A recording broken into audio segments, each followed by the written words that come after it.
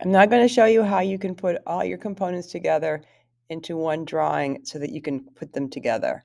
So right now I have this component right here, but the component is just named component. I think I want to rename it red so that I know which one I'm talking about.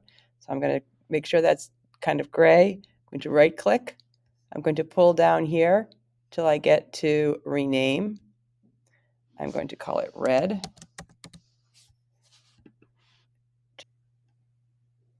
So here's another component that I've made, or another object that I've made. I need to make it into a component. So I go over here. This is my yellow one. So I go over to bodies. I create component from bodies. Right now, this is my component. Again, I want to rename it. Right click. I'm going to go to rename. Kind of call it yellow. Okay, so now I have two components. This one is yellow component, red component. Now I want to put them together. So I'm going to go over here. I'm going to open up my data panel up here in the upper left. I'm going to go over here to Cube Puzzle, and my pieces should be in there.